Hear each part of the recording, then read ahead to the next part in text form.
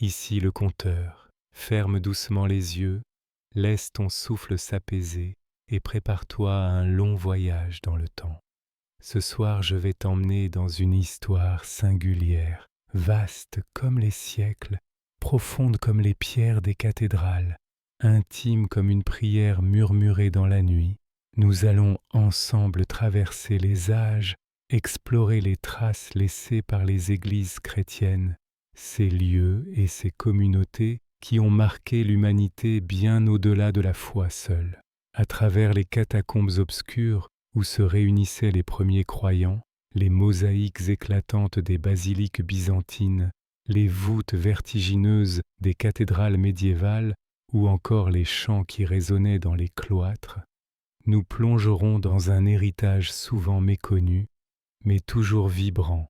Ce récit n'est pas une leçon ni un sermon, mais une invitation à la découverte, racontée avec lenteur et douceur, comme une promenade au crépuscule. Laisse-toi guider par la voix, sans chercher à retenir chaque détail, simplement pour goûter l'atmosphère, les images, les échos du passé. Imagine la lueur des cierges, la fraîcheur de la pierre, les pas qui résonnent dans la nef silencieuse. Peu à peu, le fil de l'histoire se tissera en toi, sans effort, comme un murmure qui t'accompagne vers le sommeil. Ce soir, ton esprit voyagera à travers les siècles, au cœur des églises chrétiennes, dans leur grandeur et leur simplicité, dans leurs symboles visibles et dans leurs secrets cachés. Que ce récit soit une berceuse historique, un chemin vers la paix intérieure, et peut-être une clé pour ouvrir les portes du rêve. Dans les profondeurs de la terre, sous les rues animées de Rome, s'étendaient des galeries étroites et silencieuses. Les catacombes, creusées dans la roche tendre, servaient d'abord de nécropole, mais elles devinrent aussi le refuge de communautés nouvelles. Là, à la lueur fragile des lampes à huile, des hommes et des femmes se retrouvaient pour partager des repas simples, répéter des paroles apprises par cœur et se soutenir dans la foi qui les liait. Les murs portaient parfois des signes tracés avec soin, un poisson esquissé, une colombe, une ancre. Ces symboles discrets remplaçaient les grands discours. Ils disaient l'espérance, la fidélité, le désir d'un monde différent. Ces groupes n'étaient pas nombreux. Quelques dizaines de personnes suffisaient pour former une assemblée. On venait en silence à la tombée de la nuit dans une maison amie ou sous les galeries. Là, autour d'une table, on rompait le pain et on partageait le vin en souvenir de Jésus de Nazareth. Ce geste, répété de génération en génération, constituait le cœur de leur vie commune. Il n'y avait ni faste, ni ornement, seulement des visages concentrés, des mains jointes, des voix qui s'élevaient doucement dans la pénombre. Au fil des ans, un réseau invisible se tissa entre ces groupes dispersés dans tout l'Empire. Des lettres circulaient, écrites par des figures respectées et portées de ville en ville. Elles encourageaient les communautés, les exhortaient à tenir bon dans les épreuves, les invitaient à vivre dans l'unité. À Antioche, à Corinthe, à Éphèse, à Alexandrie, les fidèles se rassemblaient de la même manière, dans des maisons discrètes. Ces lieux que l'on appelait plus tard des domus ecclesiae furent les premières églises, pas de tours, pas de cloches, mais des pièces modestes où la foi trouvait un abri. Les persécutions n'étaient pas constantes, mais elles revenaient avec brutalité. Certains furent arrêtés, jetés en prison, livrés aux arènes. Les noms des martyrs s'inscrivirent dans la mémoire commune comme autant de témoins d'une fidélité inébranlable. Chaque sacrifice renforçait le sentiment d'appartenir à une même famille, une famille plus forte que la peur et plus vaste que les frontières. Ainsi, au cœur de l'empire le plus puissant du monde, naissait une réalité humble mais tenace, Elle ne possédait ni temple majestueux, ni armée, ni richesse. Elle vivait de la mémoire, de la parole transmise, de la fraternité entre pauvres et libres, entre femmes et hommes, esclaves et citoyens. Dans cette simplicité se formait déjà un héritage, celui d'une communauté où chacun avait sa place, où la dignité ne dépendait ni du rang ni de la naissance, mais d'une conviction partagée. Au bout de plusieurs siècles, ce feu discret allait s'étendre. Les catacombes et les maisons privées céderaient la place à des édifices ouverts, vastes et lumineux. Les basiliques chrétiennes allaient surgir, marquant l'entrée d'une nouvelle ère où la foi ne se cacherait plus dans l'ombre, mais s'affirmerait à la lumière du jour. Lorsque l'édit de Milan fut proclamé au début du IVe siècle, une ère nouvelle s'ouvrit pour les communautés chrétiennes. Ce qui avait longtemps été clandestin et fragile pouvait désormais respirer à la lumière du jour. Les catacombes, les maisons discrètes et les assemblées nocturnes laissèrent place à des espaces visibles, monumentaux, conçus pour accueillir une foule grandissante.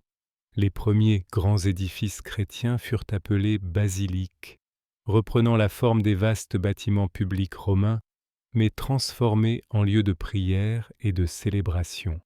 À Rome, Constantin fit ériger la basilique Saint-Jean de Latran, bientôt suivie par d'autres sanctuaires majestueux.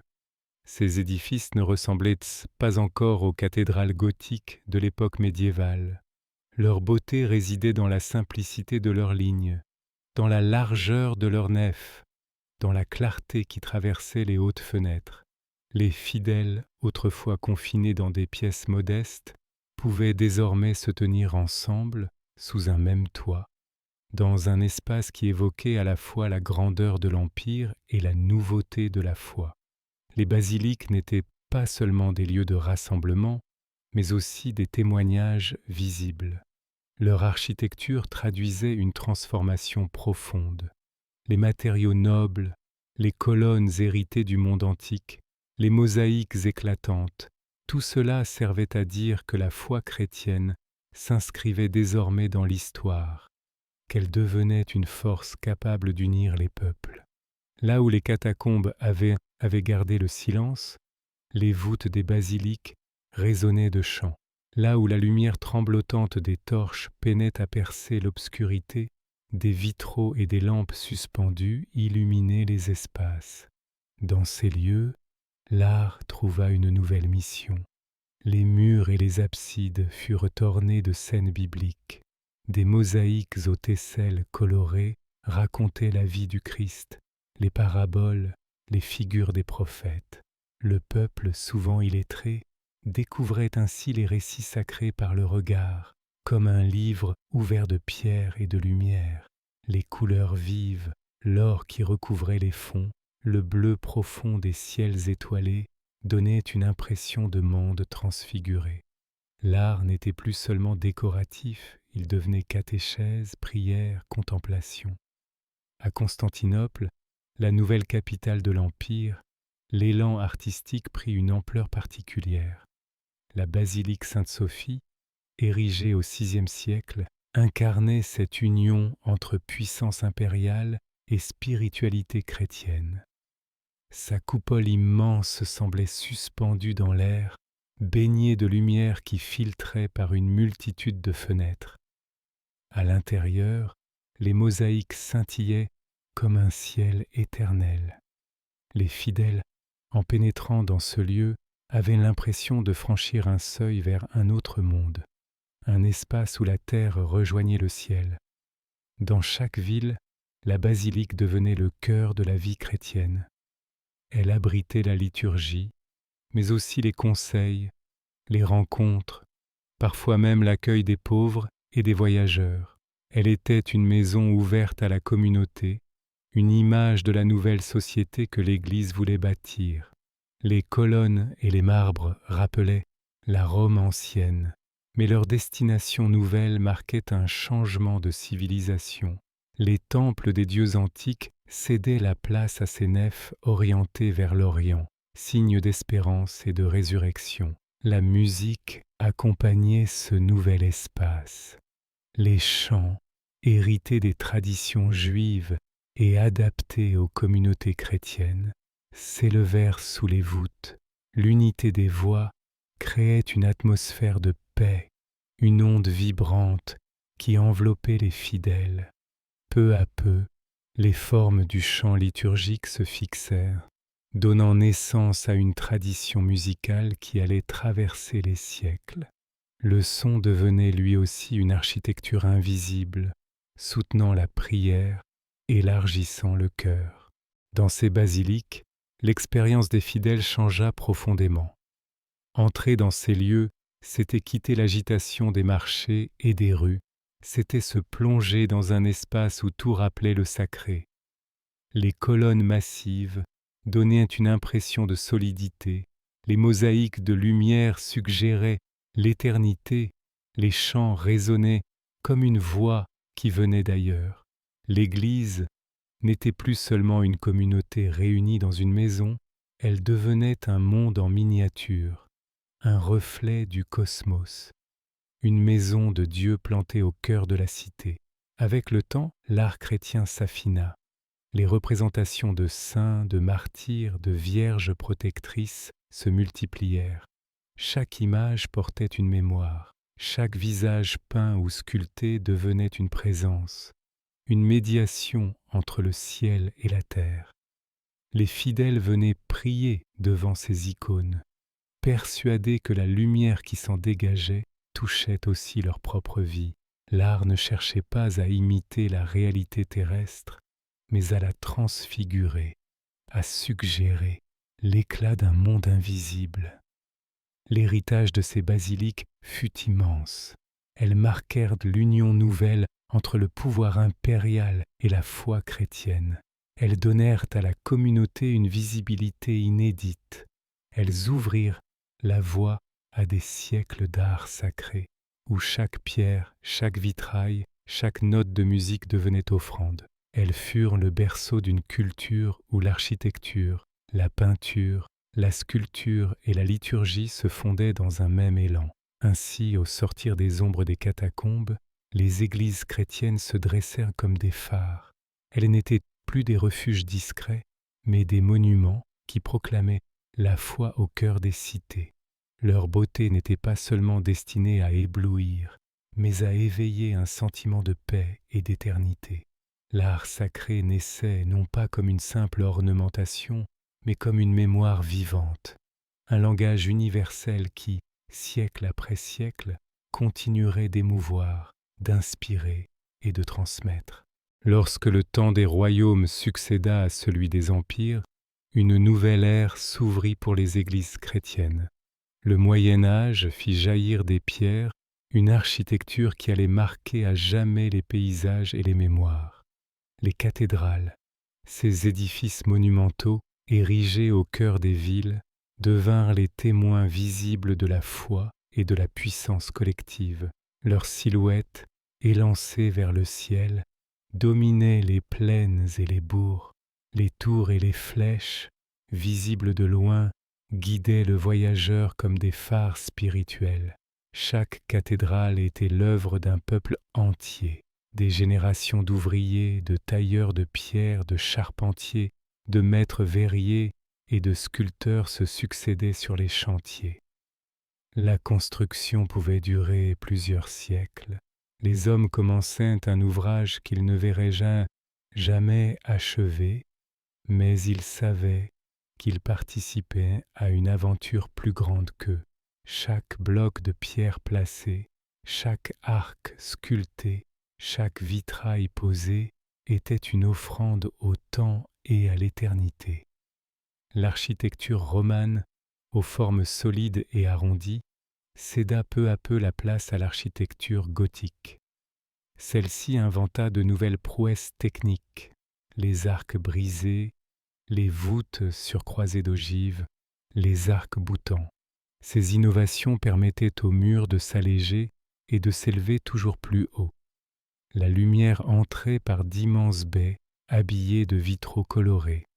À l'intérieur, Les fidèles pénétraient dans un espace qui leur semblait à la fois vaste et immatériel, baigné de couleurs mouvantes, comme si le soleil avait choisi de peindre directement sur la pierre. Les vitraux racontaient des histoires. Ils étaient un livre ouvert pour ceux qui ne savaient pas lire. On y voyait des scènes de l'Ancien et du Nouveau Testament, des figures de saints, des épisodes de la vie quotidienne transposés dans la lumière. Le matin, la clarté douce du jour faisait danser les couleurs sur les dalles. L'après-midi, le rouge et l'or des verrières enflammaient les nefs. Chaque heure du jour transformait l'église en un univers différent, en un théâtre de lumière mouvante. Les sculptures ornaient les portails et les chapiteaux. Elles représentaient des foules de personnages, prophètes, apôtres, anges, mais aussi monstres fantastiques et créatures grotesques. Les gargouilles accrochées aux corniches semblaient veiller sur l'édifice tout en éloignant les forces du chaos. Chaque détail avait une fonction symbolique. Le fidèle qui franchissait le portail traversait un passage du monde terrestre vers le monde céleste. L'édifice entier devenait une catéchèse de pierre, une encyclopédie spirituelle à ciel ouvert. Au cœur des cathédrales, la liturgie prenait une dimension grandiose. Les chants grégoriens, portés par des chœurs, résonnaient sous les voûtes et se déployaient comme des vagues sonores. La réverbération amplifiait la sensation d'infini. L'encens s'élevait en volutes parfumées, se mêlant à la lumière filtrée par les vitraux. Les processions avançaient lentement dans la nef, au rythme des cierges et des cloches. Le temps semblait suspendu, absorbé par la beauté et la solennité de l'instant. Les cathédrales n'étaient pas seulement des lieux de prière, elles constituaient le centre de la vie sociale. Devant leurs portails, les marchés s'installaient, les fêtes se déroulaient, les serments se prêtaient. Elles étaient les repères des cités médiévales, leur cœur battant, leur mémoire vivante. Les pèlerins venus parfois de très loin trouvaient refuge dans leur parvis. Les reliques qu'elles abritaient attiraient des foules entières, convaincues que ces fragments sacrés reliaient la terre au ciel. Les grandes routes du pèlerinage, comme celle de Saint-Jacques-de-Compostelle, étaient jalonnées de sanctuaires. Les voyageurs parcouraient des milliers de kilomètres, traversant montagnes et rivières, pour atteindre une cathédrale où reposait une relique. Ces pèlerinages étaient à la fois un acte de foi, une quête intérieure et une aventure humaine. Ils créaient des liens entre les peuples, un réseau de routes spirituelles où circulaient les idées, les récits et les traditions. Les cathédrales furent aussi des lieux de savoir. Autour d'elles naquirent des écoles, puis des universités. Les maîtres y enseignaient la philosophie, la théologie, les sciences. La pierre et la lumière inspiraient la pensée. La verticalité des nefs semblait répondre à l'élan des esprits qui cherchaient à comprendre le monde et à l'ordonner. Dans ces lieux, le savoir et la foi se rencontraient, donnant naissance à une culture qui irrigua tout le Moyen Âge. Chaque cathédrale possédait sa singularité. Chartres, avec ses vitraux d'un bleu unique qui semblait contenir l'infini du ciel. Notre-Dame de Paris, avec sa façade majestueuse où s'alignaient rois et prophètes. Reims, où les rois de France recevaient le sacre, entouré de statues souriantes. Cologne, dont les flèches semblaient vouloir percer les nuages. Partout en Europe, des cités modestes ou puissantes rivalisaient de ferveur et d'ingéniosité pour élever leurs maisons de Dieu. Pour les générations qui les construisirent, ces cathédrales étaient une offrande collective. Elles incarnaient le travail d'un peuple uni par un même rêve, celui de voir la pierre s'élever vers le ciel. Chaque tailleur de pierre laissait sa marque discrète sur un bloc. sachant que son œuvre se fondrait dans l'ensemble. Chacun participait à un chantier qui dépassait sa vie et son temps. La cathédrale devenait ainsi une mémoire commune, un livre où s'écrivait la foi d'une époque. À la tombée du soir, lorsque les cloches résonnaient et que le soleil couchant enflammait les verrières, les cathédrales prenaient une dimension presque irréelle. Elles semblaient respirer, vibrer, se transformer en un organisme vivant. Leur présence imposante, leur beauté fragile, leur lumière changeante les rendaient uniques. Elles étaient à la fois forteresse et poème, refuge et symbole, pierre dressée vers l'infini. Dans le Moyen Âge, les cathédrales incarnèrent l'âme d'un continent. Elles furent des témoins de la ferveur, de l'espérance, mais aussi de la patience infinie de ceux qui les bâtirent. Leur héritage dépasse encore les siècles.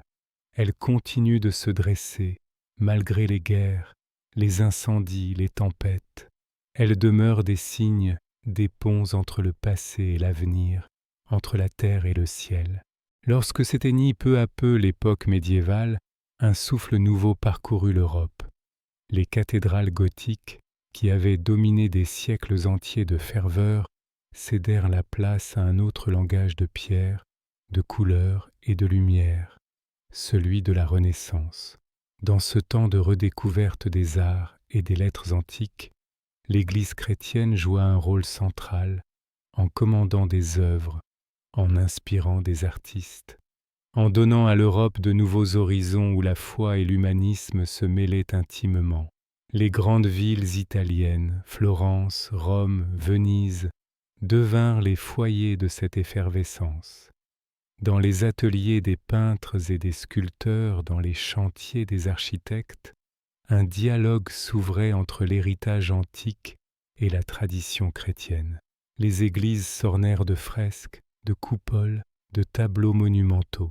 Les façades reprirent les colonnes et les frontons inspirés de la Rome antique, mais leur fonction n'était plus d'honorer des empereurs ou des dieux oubliés.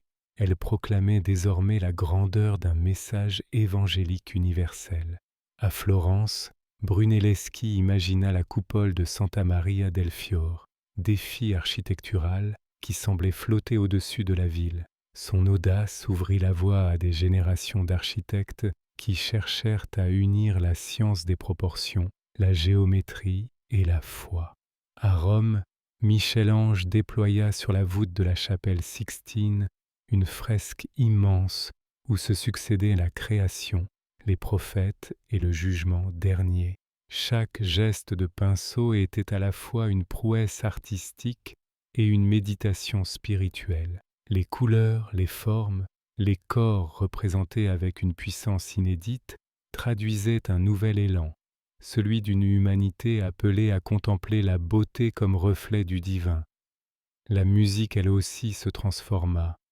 Des compositeurs comme Palestrina à Rome ou Josquin-des-Prés dans les Flandres donnèrent à la polyphonie une profondeur nouvelle.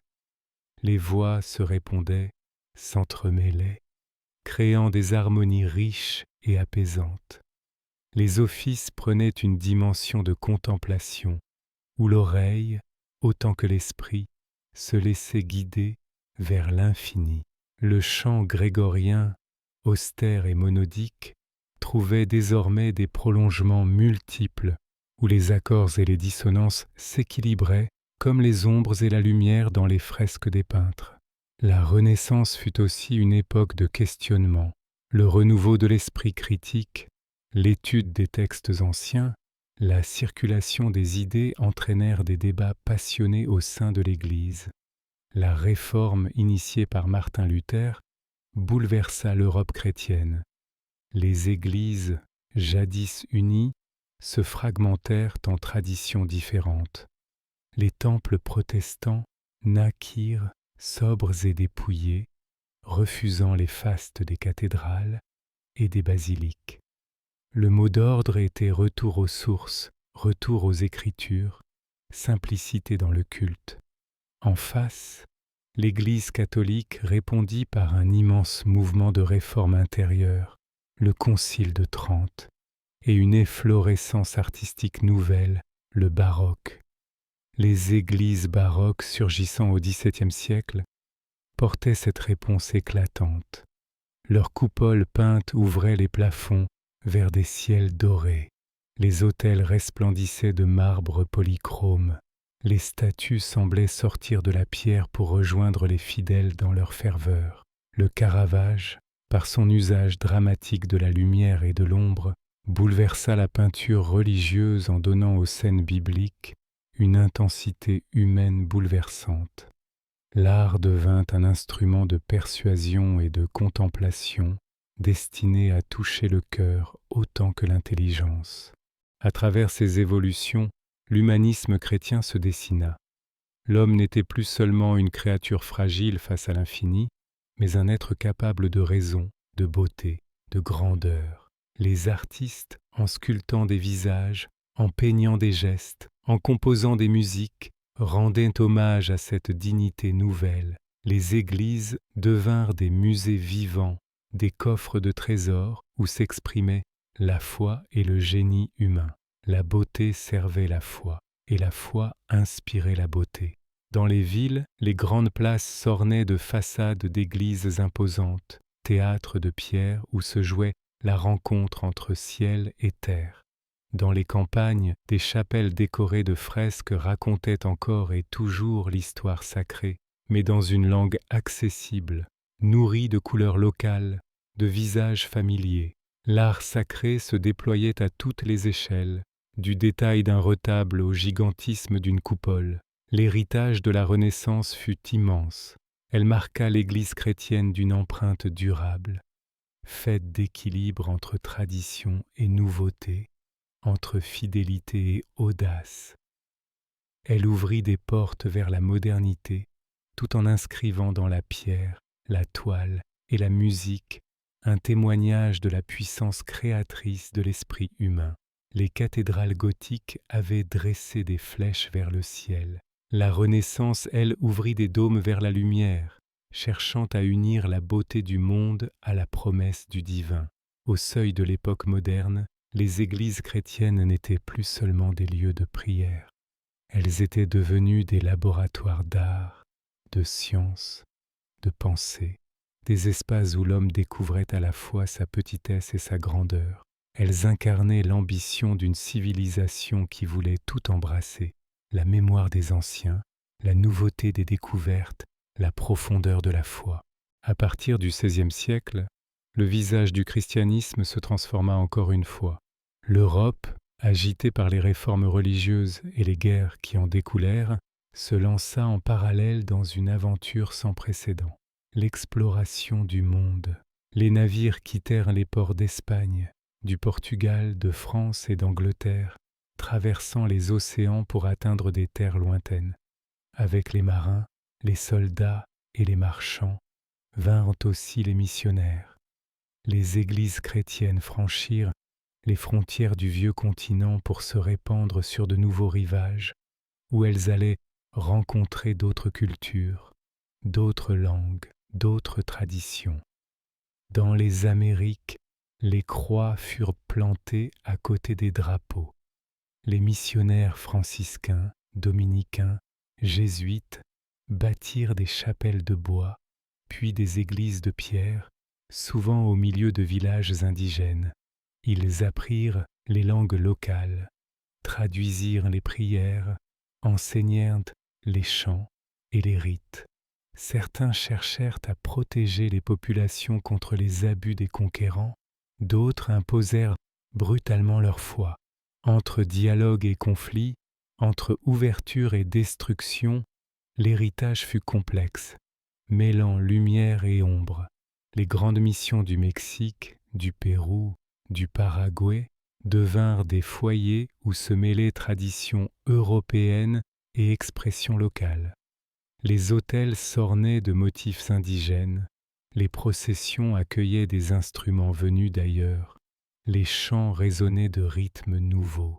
En Afrique, les côtes virent s'élever des églises modestes, bâties près des comptoirs. Les missionnaires y introduisirent l'alphabet, l'enseignement, les rites de la foi chrétienne. Mais ils arrivèrent aussi dans un contexte de commerce douloureux, celui de l'esclavage, qui entacha l'histoire de contradictions. Certains missionnaires s'opposèrent à ce trafic, d'autres s'en accommodèrent. L'héritage des églises en Afrique porte encore la trace de ces tensions, à la fois porteuses d'éducation et marquées par les blessures du passé. En Asie, le défi était d'une autre nature. Les civilisations anciennes, dotées de philosophie et de religions profondément enracinées, accueillirent les missionnaires avec curiosité ou méfiance. En Inde, au Japon, en Chine, les jésuites s'efforcèrent de comprendre les cultures locales, traduisant les évangiles en chinois, adoptant parfois les vêtements et les coutumes du pays. Matteo Ricci, en Chine, devint célèbre pour sa science autant que pour sa foi, présentant l'astronomie et les cartes du monde aux lettrés de la cour impériale. Mais là encore, les tensions surgirent. Certains voyaient dans ces nouveaux venus des sages porteurs de savoir, d'autres les considéraient comme des intrus. L'époque moderne fit des églises chrétiennes des institutions mondiales. Leurs cloches sonnèrent dans les Andes comme dans les plaines africaines, dans les îles d'Asie comme dans les ports d'Amérique. Elles devinrent des carrefours de rencontres entre cultures, mais aussi des instruments de pouvoir et de domination. Chaque chapelle bâtie sur une terre nouvelle portait avec elle l'ambiguïté de son origine, lieu de prière et d'accueil, mais aussi symbole d'une civilisation qui s'imposait. En Europe même, cette expansion mondiale transforma les églises. Les récits des missionnaires alimentaient l'imaginaire. Les vitraux représentaient parfois les lointains rivages. Les processions incorporaient des objets venus d'ailleurs. Les cartes du monde ornaient les bibliothèques des couvents. La chrétienté ne se pensait plus seulement comme un espace limité, mais comme une réalité universelle, embrassant le globe entier. Les églises baroques du XVIIe siècle traduisirent cette confiance éclatante. Leurs décorations foisonnantes, leurs dorures, leurs fresques remplies de ciels ouverts, tout cela proclamait l'universalité de la foi. Les coupoles peignaient des continents entiers réunis autour du Christ. Les autels rutilants se couvraient de marbres venus de régions lointaines. Les églises devenaient des théâtres grandioses où la gloire de Dieu se confondait avec celle d'un monde en expansion. Mais ce fut aussi un temps de fracture. La division entre catholiques et protestants transforma durablement le paysage religieux. En Allemagne, en Suisse, en Angleterre, les temples protestants prirent un autre visage, dépouillés, sobres, centrés sur la prédication et la lecture des Écritures. Là où les cathédrales resplendissaient de couleurs et de statues, les temples se voulaient simples, sans images, sans excès, mettant la parole au-dessus de l'ornement. Cette diversité de formes reflétait des choix théologiques profonds, mais aussi des sensibilités différentes à l'art, à la musique, à la liturgie. Peu à peu, au fil des siècles modernes, les églises chrétiennes devinrent à la fois les gardiennes d'une tradition et les actrices d'un monde en mouvement. Elles éduquaient, elles soignaient, elles accueillaient. Les couvents ouvraient des écoles, les monastères tenaient des herboristeries et des hôpitaux, les missions traduisaient des langues et fixaient des cultures orales par l'écriture. Elles participaient à l'essor du savoir, mais elles étaient aussi liées aux conflits, aux conquêtes, aux tensions entre peuples. Leur héritage se complexifiait, se teignait de contrastes. Lorsque le XVIIIe siècle s'annonça, avec ses lumières et ses esprits critiques, les églises furent parfois contestées. Elles demeuraient pourtant au centre de la vie. Dans chaque village, la cloche marquait les heures, les naissances, les mariages, les deuils. Dans chaque ville, les grandes façades baroques rappelaient la puissance spirituelle. À travers les océans, jusque dans les terres reculées, les missionnaires continuaient de bâtir des chapelles et de semer des traditions nouvelles. L'époque moderne avait inscrit l'Église dans le tissu du monde entier en laissant partout la trace de son passage, lumineuse ou douloureuse, visible ou discrète. Au fil des siècles, les églises chrétiennes s'étaient élevées comme des phares dans les villes, les villages et les paysages du monde entier. Lorsque le temps contemporain s'ouvrit, elles étaient déjà depuis longtemps inscrites dans la mémoire des peuples, témoins immobiles des joies, des peines, des prières et des révolutions humaines. Leurs silhouettes, qu'elles soient modestes ou grandioses, continuaient d'habiter le quotidien. La cloche qui sonnait à l'aube, la porte ouverte d'une chapelle, l'ombre d'une flèche projetée sur les toits, tout cela rappelait à chacun que ces lieux faisaient partie du tissu profond de l'histoire collective. Le XIXe siècle vit s'élever de nouvelles églises, parfois immenses, comme pour renouer avec l'élan médiéval. Des cathédrales néogothiques surgissaient dans les capitales industrielles, imitant les arcs brisés et les rosaces du Moyen Âge. À Paris, la basilique du Sacré-Cœur, dressée sur la colline de Montmartre, devint un symbole de piété mais aussi de mémoire nationale. Partout en Europe, en Amérique, en Afrique, en Asie, les églises se multipliaient, certaines riches en ornements, d'autres réduites à une simple nef. Leur diversité reflétait l'universalité du christianisme, capable d'épouser des cultures et des paysages différents. Au XXe siècle, les guerres marquèrent douloureusement leur histoire. De nombreuses églises furent détruites sous les bombardements. Les flammes dévorèrent des trésors séculaires, les pierres s'effondrèrent, les vitraux éclatèrent sous la violence des combats. Mais partout, après la tempête, les communautés relevèrent les murs, réparèrent les toitures, reconstruisirent les flèches. L'acte de rebâtir devenait un signe d'espérance, un refus de laisser disparaître ce qui incarnait la mémoire des générations. Les ruines elles-mêmes, parfois conservées en l'état, témoignaient de la fragilité et de la force d'une civilisation. En même temps, le monde moderne, marqué par les progrès techniques et l'urbanisation, modifia la fonction des églises. Dans les grandes villes, certaines restaient des centres actifs, attirant des foules lors des offices ou des pèlerinages. D'autres, désertées, furent transformées en bibliothèques, en musées, en salles de concert. Leur acoustique unique, leurs voûtes résonnantes se prêtaient aux musiques nouvelles autant qu'aux chants anciens. Ainsi, même détachées de leur vocation première, elles continuaient de porter la mémoire du sacré.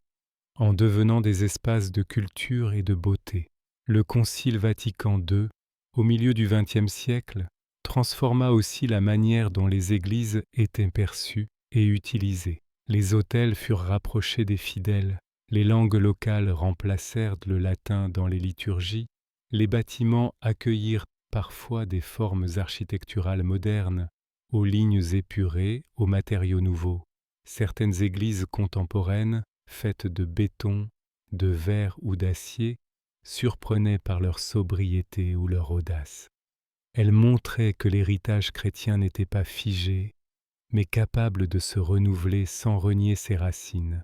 Dans les campagnes, les vieilles églises continuaient de rythmer la vie. Le clocher marquait encore les saisons et les fêtes. Les mariages, les baptêmes, les funérailles s'y déroulaient, inscrivant chaque existence dans une continuité. Même ceux qui ne priaient pas y trouvaient un espace de silence et de recueillement. Leurs pierres, imprégnées des pas et des voix de génération, inspiraient le respect. Elles rappelaient que le temps humain n'était qu'un passage et que la mémoire collective avait besoin de lieux pour se dire et se transmettre. Au-delà de l'Occident, l'héritage des églises chrétiennes prit des visages variés. En Amérique latine, les processions colorées mêlaient les symboles indigènes et les rites hérités de l'Europe. En Afrique, Les chants polyphoniques résonnaient sous les toits de tôle des chapelles comme dans les cathédrales monumentales. En Asie, des églises discrètes se dressaient au milieu des pagodes et des temples, parfois persécutés, parfois tolérés, toujours témoins de la persistance d'une foi. Partout ces lieux portaient une même mission, offrir un abri pour la prière, la mémoire et la communauté. L'héritage contemporain des églises ne se limite pas à la foi. Elles sont devenues des trésors d'art et de patrimoine. Les touristes du monde entier se pressant pour admirer les fresques de la chapelle Sixtine, les rosaces de Chartres, les mosaïques de Ravenne, les façades sculptées de Barcelone. Chaque pierre attire les regards, chaque vitrail raconte une histoire. Les musées conservent les objets liturgiques, les bibliothèques préservent les manuscrits, les chercheurs étudient les archives. L'Église est à la fois sanctuaire et musée, mémoire vivante et objet d'étude. Pourtant, au-delà de leur beauté et de leur histoire, les églises continuent d'incarner une présence silencieuse. Dans un monde rapide et bruyant, elles offrent un espace où l'on peut s'arrêter, respirer, se recueillir. Qu'elles soient pleines de chants ou vides et désertées, elles conservent cette atmosphère particulière, faite de paix et de profondeur. Les cierges qui brûlent dans la pénombre, l'odeur de la cire, l'écho des pas sur la pierre rappellent un héritage millénaire. Aujourd'hui, certaines églises ferment leurs portes, faute de fidèles, mais d'autres s'ouvrent à de nouvelles fonctions.